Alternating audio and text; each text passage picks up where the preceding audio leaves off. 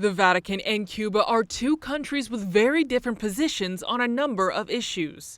But over the years, they have been able to find common ground for some of them.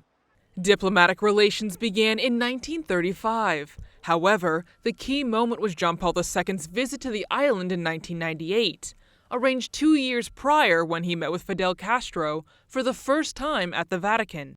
Il presidente cubano sa bene chi è il Papa e se lo invita, e lo faceva dopo una visita al Vaticano, se lo invita vuol dire che ha pensato prima.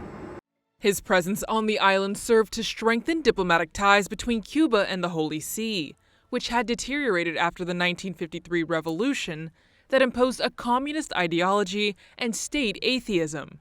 The major consequence was the lack of religious freedom. Some of Pope John Paul II's phrases from his visit will be remembered in history, such as, "May Cuba open itself to the world and the world to Cuba." Also the fact that at the Pope's request, Christmas was re-established as a national holiday that year.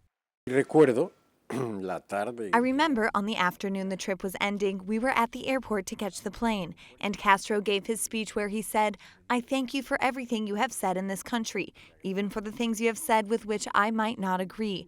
It was a very delicate and polite way of saying that naturally, if he had agreed on everything with the Pope, that the situation in Cuba would change, and it has not changed.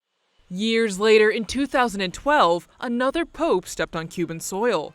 Benedict XVI traveled there to continue what his predecessor had begun. But this time, the president was not Fidel, but his brother Raúl Castro.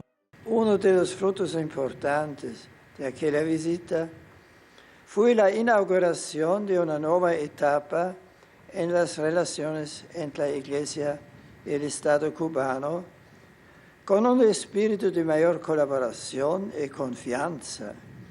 Si bien todavía quedan muchos aspectos en los que se puede y debe avanzar. The Pope's speeches were always respectful, yet very significant. On the one hand, he spoke of fundamental rights.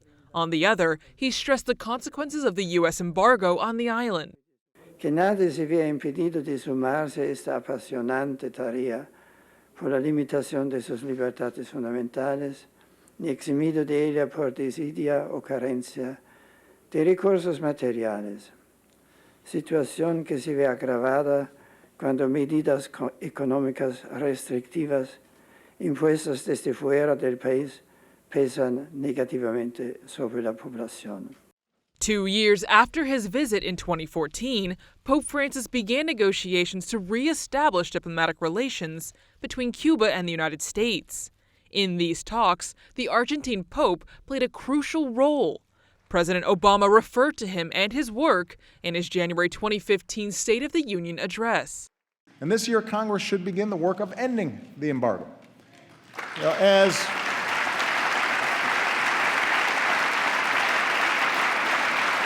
As His Holiness Pope Francis has said, diplomacy is the work of small steps. These small steps have added up to new hope for the future in Cuba. The Cuban bishops praised this diplomatic task on the part of the Holy See, and in particular of Pope Francis. If any pope should come to Cuba, even for hours, it would be Pope Francis. And so it was. In September 2015, Pope Francis made an apostolic trip to Cuba and the United States. And in Cuba, he met with Fidel Castro.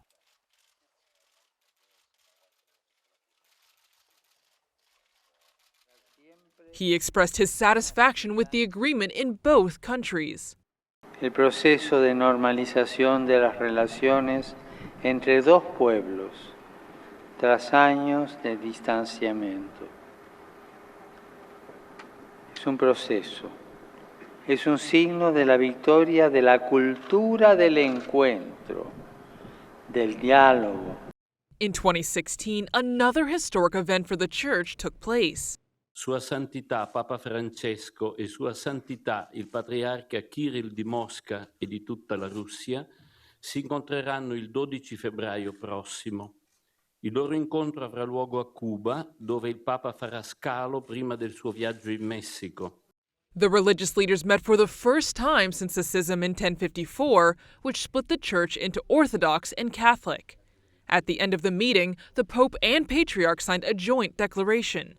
But the fact that they met in Cuba's capital could have several explanations. Cuba è un po' il paese ideale. Cuba is the ideal country for two leaders to meet because it is a country outside of Europe, where so many conflicts have existed historically and would have created recriminations among everyone.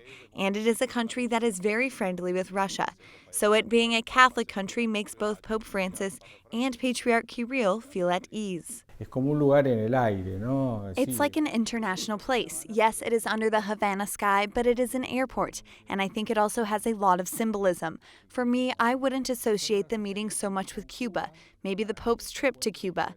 In that meeting, I believe that their agendas and trips coincided, and that they were able to coordinate that meeting at the airport.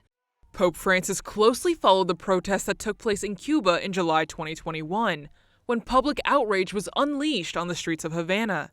The crisis generated by the pandemic was the last straw that exhausted the patience of a society weary of the economic and social wear and tear they had been facing for decades.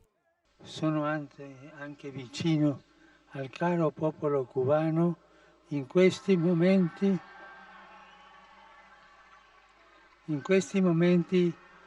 difficili. In particolare alle famiglie che maggiormente ne soffrono.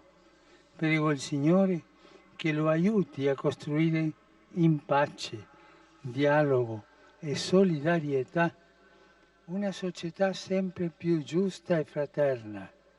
2023 marked the 25th anniversary of Pope John Paul II's visit to the island.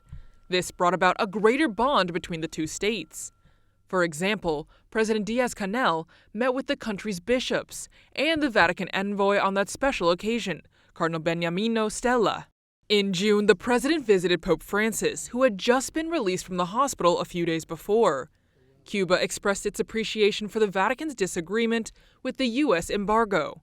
Moreover, the Vatican wants to mediate so that the island's government releases political prisoners and grants more freedoms, especially to Catholics.